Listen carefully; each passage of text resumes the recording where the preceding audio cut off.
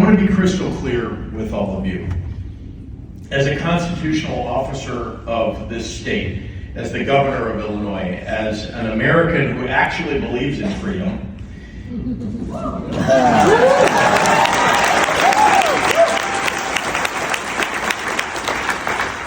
if they want to attack you, they're going to have to come through me.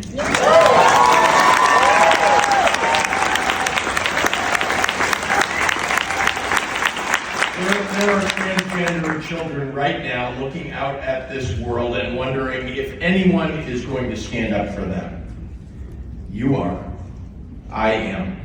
We will, together. I stand with all of you because I, like all of you, know that love and liberty are inseparable. Right now, we're fighting against people in power who want to take away civil liberties from a whole lot of everyday Americans. These are the same people who describe themselves as believers in freedom and justice. They've proven themselves, honestly, to be liars. Yeah. But there are real signs of hope all around us. I know it's sometimes hard to see. But here in this room, the ethos of our nation, the values of the majority of Americans are fully on display. Courageous love in community together. People in this room represent some of the very best that our country has to offer. People who commit yourselves every single day to the fight for freedom, rights, and dignity of others. Here in this room are PFLAG leaders and members from all across the country. I understand 38 states represented here, and I love that. And you're doing the Lord's work, and your work is needed now more than ever. It's fitting that PFLAG was founded by a mother, Jean Manford, whose gay son, Morty, was beaten at a rally for just being who he was. Jean didn't just write a letter to the editor. She took to the streets, like many of us have to now. She marched beside her son at the Christopher Street Liberation Day Parade in 1972, carrying a handmade sign that said, "Parents of gays, unite in support of our children." Her courage was fueled by love. Love for her son, love for her country, the belief that, frankly, that we must do better. Jean's courage and her love on vivid display today in Amy Roll. In so many of you, honestly. You are special in this country. Why? Because your parents and families and chosen families are here fighting for rights, for American rights, for freedom. You're every single day doing what I think people hope in their lifetimes that they'll get an opportunity to do. You are doing. Whether you're a parent, you're a family member, you're a work colleague, you're a church friend, or a best friend. No matter who you are, we all have to be allies to one another, especially right now. We must love each other. We must be advocates for each other. So last year, Brian Bond was in court in Jefferson City. Where are you, Brian? There you are. I know that you were in court in Jefferson City, Missouri, as a plaintiff in a case to protect medically necessary care for transgender youth. And you were asked directly whether PFLAGers are activists. And you paused and you thought about it for a few seconds. And you said, if a parent loving their child, protecting them from harm, and making sure that they have everything they need, if that makes them an activist, then yes.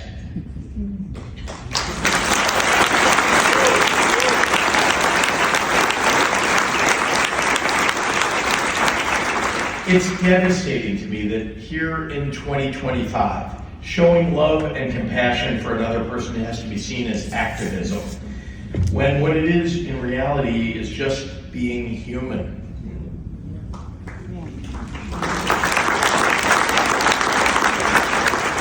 But it's so inspiring that even in this dark time in our history.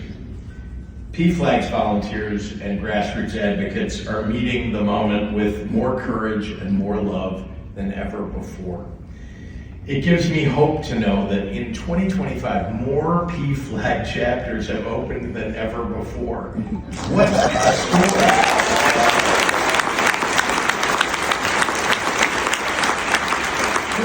40 new chapters, most of them in small towns and rural communities of under 20,000 people.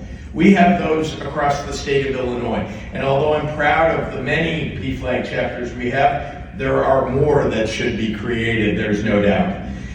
Look, it's incredible what you've done. And you're creating spaces that may be the only spaces where people can feel safe and feel the freedom to be themselves.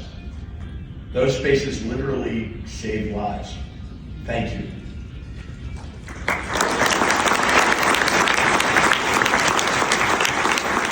And PFLAG isn't just opening chapters. You're taking the fight to court, becoming the lead plaintiff in, and I love the name of the case, PFLAG versus Donald Trump. In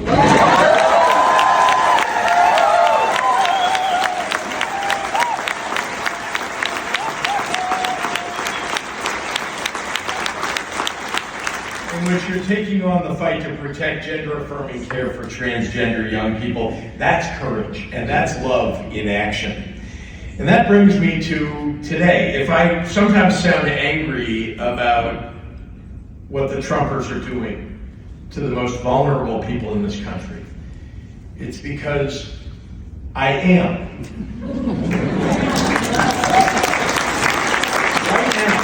Right now, people who claim to care about freedom the most are trying the hardest to take away their neighbor's freedom at every opportunity. In a country that has always defined itself as a beacon of individual liberty, the President of the United States and his people are trying to criminalize your humanity, your very existence, the people you love and know and have befriended. And why? Why? Why are they so obsessed with who you love or what you wear or how you identify? Why? Why are they willing to rip up the Constitution and ransack our economy to make sure that you can't be with the person you love or live as your authentic self? Why? One reason. They're insecure as hell. Or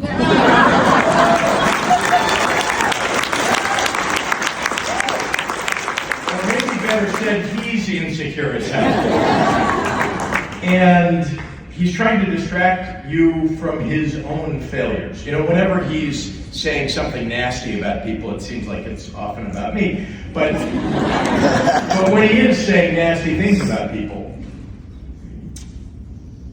it's usually he's saying something about himself. And he's just projecting it on other people. And over this last year, with every level of power in Washington, D.C. under Republican control, the cost of living has skyrocketed, while the quality of life for everyone has plummeted. They've handed trillions of dollars in tax breaks to the wealthiest people in this country, and they're making working people pay for it. And right now, Trump and his enablers in Congress have shut down the government because they don't want Americans to have affordable health care. I mean, it's cruel, and I hate to say this seems to be the point of it all. Their cruelty. They want you looking suspiciously at your trans neighbor instead of looking depressingly at your bank account. They want you to be afraid of drag queens rather than being afraid of losing your health care. It's the oldest trick in the authoritarian playbook. Point to a group of people who don't look like you and tell you to blame them for your problems. That is what this is about. But Americans are beginning to see through it. So while in Washington they're busy tearing down people, let me tell you what we've been building up in Illinois. Here in my state, we now require insurance companies to cover gender-affirming care.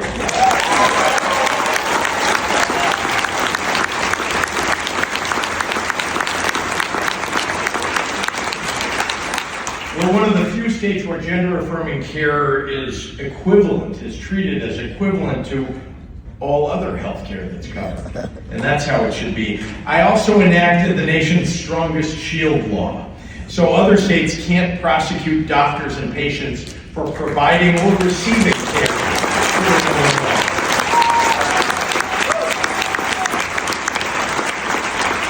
Also in Illinois, we require the teaching of LGBTQ history, so every student has the right to learn the truth. We safeguarded privacy and dignity by ending the rule that forced people to publish their name changes in the newspaper. Yes.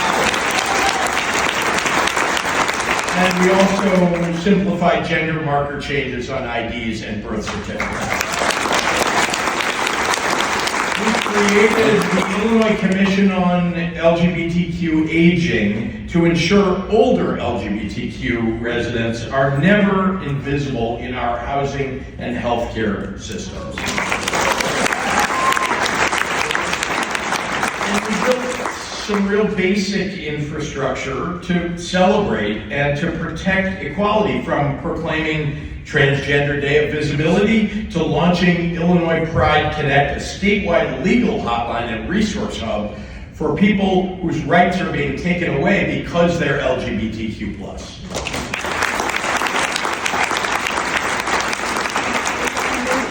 We're making Illinois the most welcoming place in the world for the LGBTQ community. So if you don't live in Illinois right now, you should. I'm proud of our state, and frankly, I'm not going to stop making the changes that are necessary and the improvements necessary to protect every single person in this state and allow them to be who they are.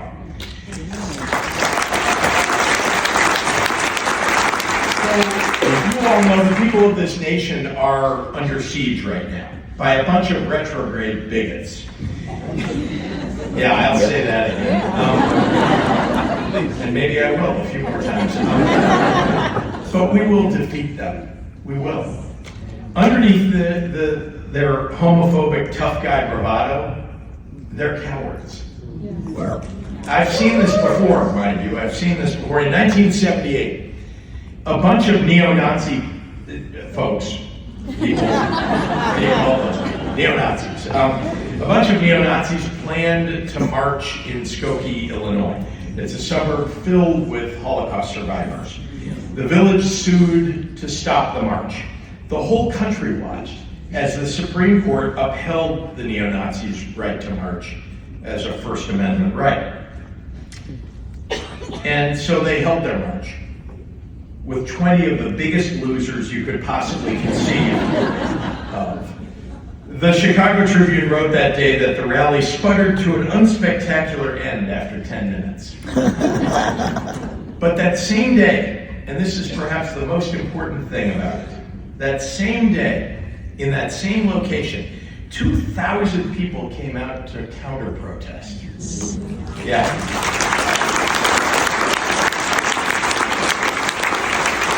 And that's what we do. That's what we do. We show up, we outnumber them, we outlast them, we outvote them, and we overcome their hate with love. Yes. Right now, hateful people have power. But remember, the arc of the moral universe is long, but it bends toward justice. But it only bends toward justice because of people like you. Because you are willing to stand up and make it so. So the people in this room have lived and breathed this fight for generations. And we're not going to stop now, are we? No.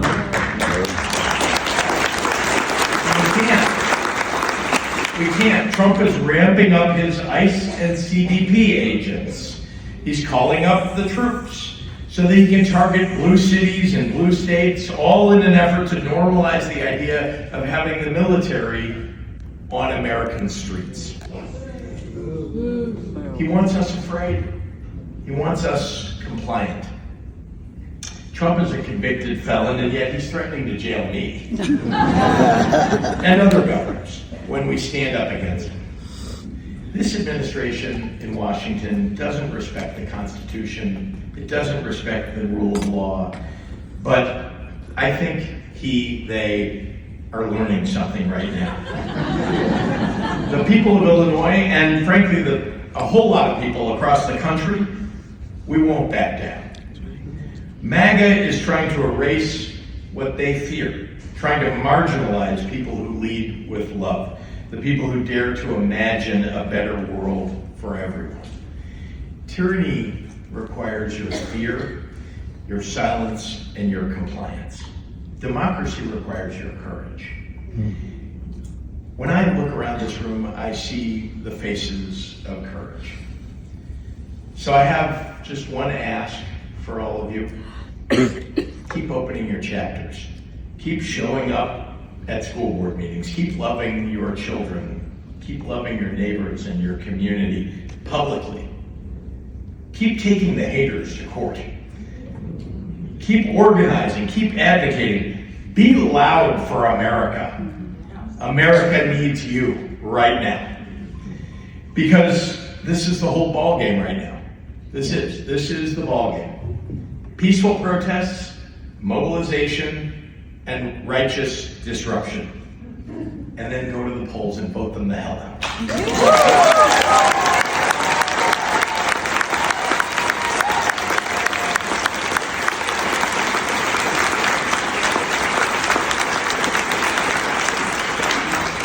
Love and liberty are inseparable. And no one, not Trump, not anyone, can take away what we refuse to give up: our dignity, our rights, and our freedom. So I want to say thank you. Thank you for all that you are doing. Thank you for being you. Thank you for loving and caring and being the people that I respect, frankly, as much as anyone in the world, because you are giving yourselves for other people. So thank you, and keep up the fight, and God bless all of you.